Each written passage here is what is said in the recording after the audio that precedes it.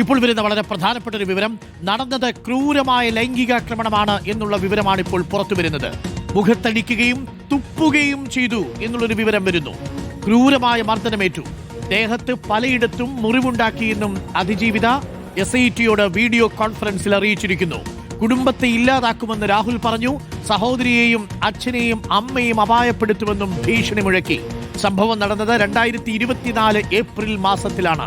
2024 April മാസത്തിൽ ബന്ധം വേർപെട്ടു പോകാതിരിക്കാൻ ഒരു കുഞ്ഞു വേണമെന്ന് ആവശ്യപ്പെട്ടു. എന്നാൽ ഗർഭിണിയായി എന്ന വിവരം അറിയിച്ചതോടെ തന്നെ പുച്ഛിച്ചു. മറ്റാരുടെയെങ്കിലും ഗർഭമാകുമെന്ന് പറഞ്ഞ് അധിക്ഷേപിച്ചു. അതല്ലെന്ന് തെളിയിക്കാൻ DNA പരിശോധന നടത്തി. DNA സാമ്പിൾ എടുക്കാൻ മെഡിക്കൽ ഏജൻസി സമീപിച്ചപ്പോൾ രാഹുൽ സാമ്പിൾ നൽകാൻ തയ്യാറായില്ലെന്നും അതിജീവിത. രഹസ്യമൊഴിയെടുക്കാൻ നീക്കവും നടത്തിയ SIT മജിസ്ട്രേറ്റ് കോടതിയിൽ 2 ദിവസം മുൻപ് അപേക്ഷയും നൽകി. ഹരിമോഹനുണ്ട്. വളരെ നിർണായകമായ, വളരെ പ്രധാനപ്പെട്ട രാഹുൽ മാങ്കൂട്ടത്തിനെതിരെയുള്ള ഗുരുതരമായ ചില വിവരങ്ങളാണ് ഇപ്പോൾ പുറത്തു വരുന്നത്. ഹരി, ഞെട്ടിക്കുന്ന വിവരങ്ങളാണ്.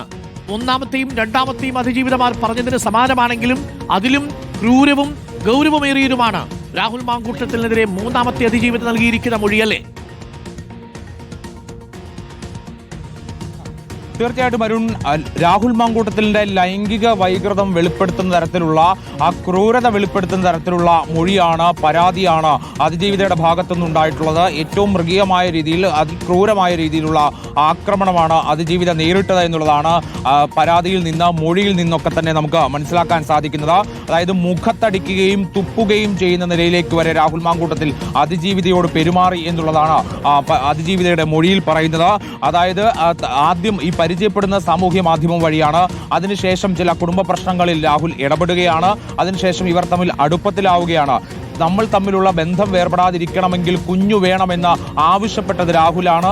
അതുകൊണ്ടാണ് അത് പലതവണയായി പല ആവർത്തി തന്നോട് പറയുകയും അതുകൊണ്ടാണ് താൻ ഗർഭിണിയാകാൻ തയ്യാറാവുകയും ചെയ്തത് എന്നുള്ളതാണ്. ആ ബന്ധം വേർപെടാതിരിക്കാൻ വേണ്ടിയുള്ള ഭാഗം മാത്രമാണ് അങ്ങനെ താൻ ചെയ്തത് എന്നുകൂടി അതിജീവിത മൊഴിയിൽ പറയുന്നു. പക്ഷെ താൻ ഗർഭിണി ആയതിനു ശേഷം രാഹുലിനോട് ഇക്കാര്യം പറഞ്ഞപ്പോൾ രാഹുൽ അതുവരെ കണ്ട രാഹുലായിരുന്നില്ല, പാടെ മാറുകയായിരുന്നു. രാഹുൽ തന്നെ ആക്രമിച്ചു. രാഹുൽ മൃഗീയമായിട്ട് തന്നോട് പെരുമാറി, പുച്ഛിച്ചു. അതായത് ഇത് തന്റെ ഗർഭമല്ല, ഇത് മറ്റാരുടെയെങ്കിലും ഗർഭമാണ് എന്ന് പറഞ്ഞുകൊണ്ട് പുച്ഛിച്ചു, അവഗണിച്ചു. ഒപ്പം തന്നെ ക്രൂരമായി ആക്രമിക്കുക കൂടി ചെയ്തു എന്നുള്ളതാണ് അതിജീവിത ചൂണ്ടിക്കാണിക്കുന്ന വളരെ പ്രധാനപ്പെട്ട ഒരു കാര്യമെന്ന് പറയുന്നത്. മറ്റാരുടെയെങ്കിലും ഗർഭമാണെന്ന് പറഞ്ഞ് രാഹുൽ മാങ്കൂട്ടത്തിൽ അധിക്ഷേപിക്കുന്ന ഘട്ടത്തിലാണ് ഈ DNA സാമ്പിൾ അതല്ല എന്ന് തെളിയിക്കാൻ വേണ്ടി DNA പരിശോധന നടത്താൻ വേണ്ടി അതിജീവിത തയ്യാറായത്. പക്ഷേ അതിജീവിത അങ്ങനെ തയ്യാറായപ്പോൾ പോലും രാഹുൽ മാങ്കൂട്ടത്തിൽ തയ്യാറായില്ല എന്നുള്ളതാണ്. DNA സാമ്പിൾ എടുക്കാൻ വേണ്ടി ഒരു മെഡിക്കൽ ഏജൻസി രാഹുലിനെ സമീപിച്ച സമയത്ത് താൻ അതിന് തയ്യാറല്ല എന്നുള്ള കാര്യം രാഹുൽ അറിയിക്കുകയായിരുന്നു. പലതവണ രാഹുലിനോട് ഇക്കാര്യം പറഞ്ഞപ്പോഴും രാഹുൽ അതിന് തയ്യാറായിട്ടില്ല. മാത്രമല്ല ഇതിനകത്ത് പലതവണ താൻ ഗർഭിണിയാണെന്നുള്ള വിവരവും രാഹുലിന്റെ കുട്ടിയാണെന്നുള്ള വിവരവും അറിയിക്കാൻ വേണ്ടി രാഹുലിനെ ബന്ധപ്പെടുമ്പോഴൊക്കെ തന്നെ വളരെ മോശമായ രീതിയിൽ ചിത്രീകരിക്കാൻ രാഹുൽ ശ്രമിച്ചു എന്നുകൂടിയാണ് അതിജീവിത ചൂണ്ടിക്കാണിക്കുന്നത്. വലിയ രീതിയിലുള്ള മുറിവുകൾ, ശരീരത്തിൽ തനിക്ക് മുറിവുകൾ ഏറ്റിട്ടുണ്ട്. ഇതിന്റെയൊക്കെ ആശുപത്രി രേഖകളടക്കം തന്റെ പക്കലുണ്ട് എന്നുള്ളതാണ് അതിജീവിത പറയുന്നത്. അതാണ് ഈ കേസിലെ ഏറ്റവും പ്രധാനപ്പെട്ട ഒരു തെളിവ് കൂടിയായി മാറുന്നത്.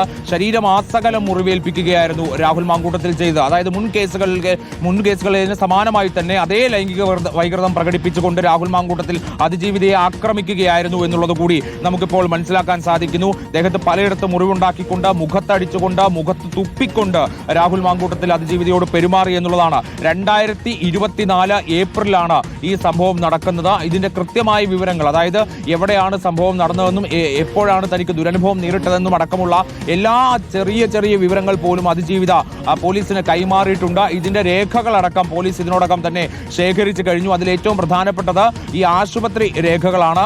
അതുകൂടാതെ വാട്സപ്പ് ചാറ്റുകളുമായി ബന്ധപ്പെട്ടുകൊണ്ട് പറയാനുള്ളത്, ഈ അതിജീവിത ഈ കാര്യം, അതായത് താൻ ഗർഭിണിയായ എന്നുള്ള വിവരം രാഹുൽ മാങ്കൂട്ടത്തിനോട് സംസാരിക്കുന്നതടക്കം വാട്സപ്പ് ചാറ്റിലുണ്ട്.